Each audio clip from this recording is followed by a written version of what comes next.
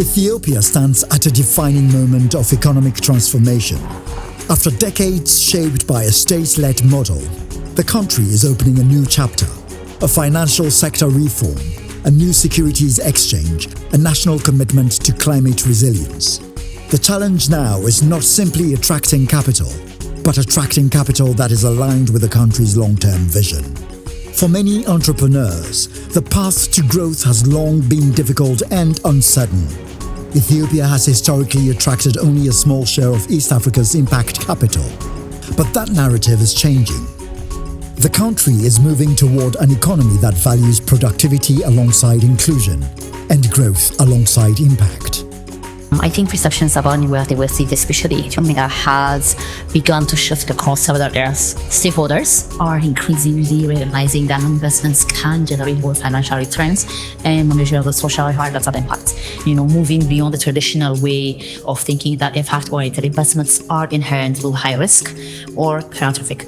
Now, government actors are starting to actually see impact in investing as a tool to advance national development, be it hierarchies, and stimulate private sector growth. Even the Ethiopian Enterprise Commission recently has included in its promotion strategy of 2025, while enterprises and individuals are beginning to understand the value of aligning business strategies with impact metrics to access their capital. I think overall, the shift is from skepticism and caution toward a more strategic appreciation of impact investing as a viable mainstream of Ethiopia's financial and development landscape. This shift is being driven by intention. In 2025, Ethiopia established a national impact task force that brings public and private actors into a single coordination platform.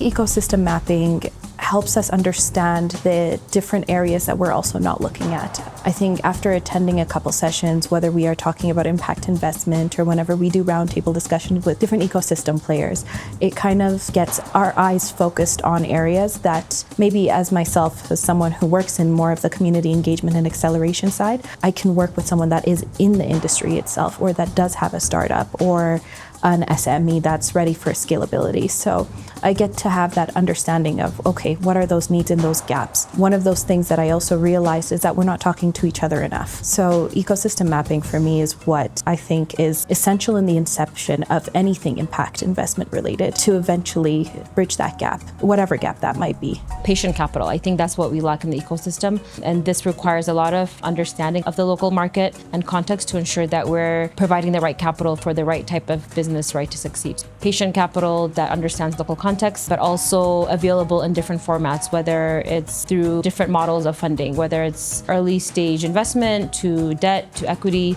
to other forms. I think just having a variety of those are critical. The objective is to organize a fragmented ecosystem, build shared priorities, and lay the groundwork for a future GSG national partner. Led by ACE advisors and supported by UNDP, it marks the first institutional step toward embedding impact investing within Ethiopia's financial system. I think with international partners, number one for me that stood out is engagement with regulators, nurturing and building trust with that relationship. Ethiopia has many regulators, many departments, ministries, and it's really doing your research and forging that relationship to really understand who is doing what. I know people like to say reinvent the wheel, that's such an overused term, but it's still so necessary. It goes back down to ecosystem mapping to understand that we're not reinventing the wheel, but now moving forward, how do we build that trust with regulators in Ethiopia so that we can work together and collaboratively with not just the regulators, but the different ecosystem players and also see where we can support and fill in those gaps. Ethiopia also brings a unique strategic advantage. Through Ethiopian Investment Holdings, the country controls one of Africa's largest pools of state capital, managing more than $45 billion in assets. The Ethiopian Investment Holdings is positioning itself as a catalytic partner, using public capital to reduce risk and crowd in private investment across energy, agriculture, and manufacturing. There is a very latent and interesting domestic and diaspora capital that is multi-structured. for impacting employment and growing the money of almost investable SMEs and startups that require targeted readiness support, intermediaries that could create readiness support, and then that can provide a very strong analytic role if professionalized and aligned, avoiding duplication and redundancy of efforts. The most ambitious expression of this approach is a partnership with Kuramo Capital to establish a $100 million locally domiciled fund of funds.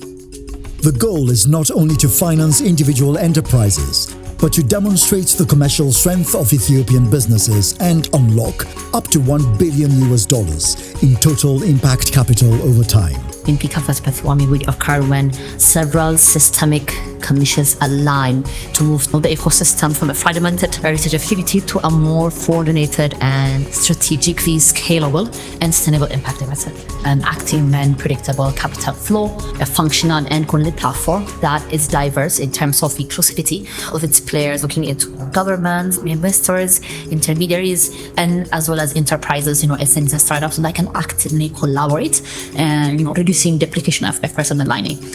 Thirdly, I think professionalized teams and enterprises that support organizations consistently and ensuring a standardized form of support is being given, that enterprises are investment ready and also advocating pipelines for investors. Looking into policy and regulatory frameworks that can enable finances to be looking into legal recognition for enterprises, incentives for financing, having a clear and exit iteration pathways for investors. Lastly, promoting looking into having instant market success, early wins where investments achieve both financial returns and social or environmental impact actually creates a record models and confidence among the stakeholders. When all of these elements come together, Ethiopia would move from a nascent ecosystem to a self-reinforcing impact farming, where investments decisions are actually guided by both financial and impact considerations.